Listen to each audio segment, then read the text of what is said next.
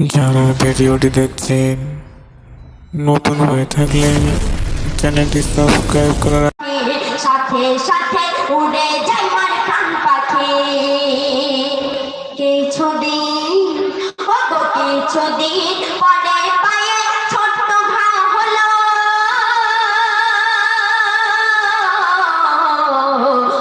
ধীরে ধীরে সারা বদন পৌঁছে গেল, ধীরে ধীরে সারা বদন পৌঁছে গেল।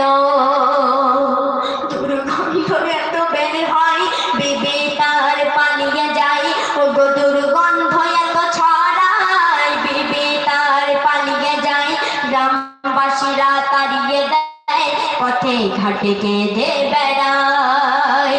মেয়ে হান্নান বলে, কি বলে, এক হুজুর পরামর্শ দিলে। মেয়ে হান্নান বলে, এক হুজুর পরামর্শ দিলে।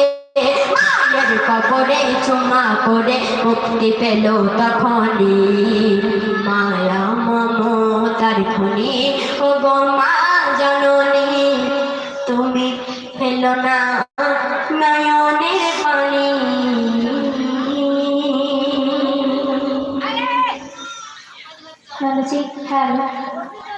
তো এখন আমরা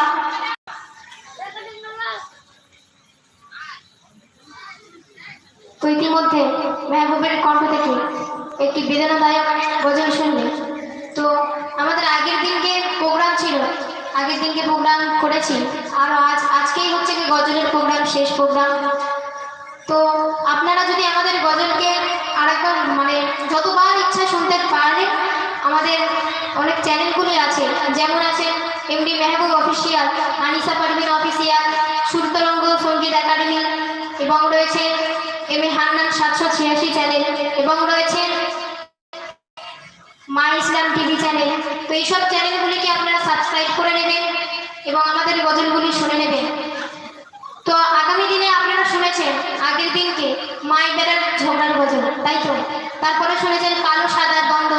তো এখন মাওলানা পীরের নিয়ে একটি ঝগড়ার গজল হবে। তো আপনারা মনোযোগ সহকারে শুনবেন, আশা করি আপনাদের ভালো লাগবে।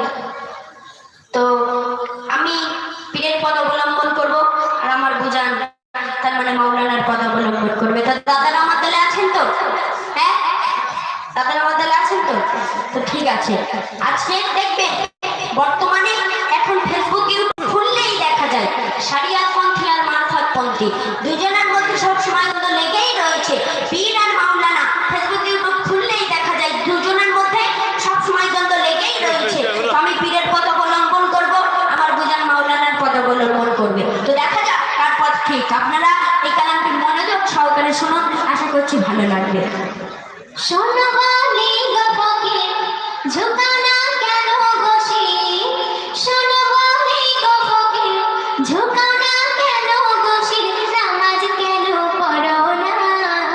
দেখবেন দাদারা, আমাদের এই বর্তমান সমাজে কিছু কিছু ভণ্ড পীর বেরিয়েছে, যাদের নামাজের কথা বললে তারা যেন ভাবে যে মাথায় তাদের বাজ পড়েছে, কিন্তু তারা জানে না যে নামাজ হলো তাদের জান্নাতের চাবি। আর এই নামাজকে আল্লাহ পাক খরচ করে পাঠিয়েছেন, তাই সেই সম্পর্কে কবি লিখছেন, শোনো বলি গো ফকির, ঝুঁকাও না কেন বসির? শোনো বলি গো ফকির, ঝুঁকাও না কেন বসির? নামাজ কেন পড়ো না? নামাজ জান্নাতের চাবি ফরজ করিল রব্বানা, নামাজ জান্নাতের চাবি ফরজ করিল রব্বানা। শোনো বলি গো ফকির। আমরা সমাজের মতো আমরা রকম লোক দেখানি নামাজ আমরা পড়ি না। সাদা পাঞ্জাবি, সাদা পায়জামা, সাদা টুপি আর অন্তরে শুধু কাদা, ওই রকম নামাজ আমরা পড়ি না। আচ্ছা তুমি আমার একটা কথা জবাব দাও তো, তুমি কি সিঁড়ি ছাড়া তুমি কি ছাদে উঠতে পারবে? কি দাদা পারবে?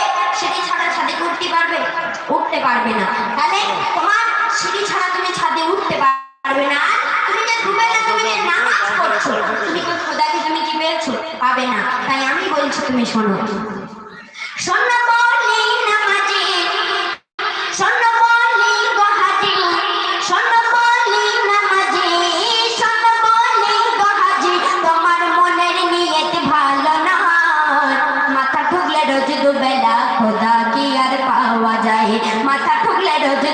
ছাড়া খোদা কি আর পাওয়া যায় শোনো বলি নামাজে।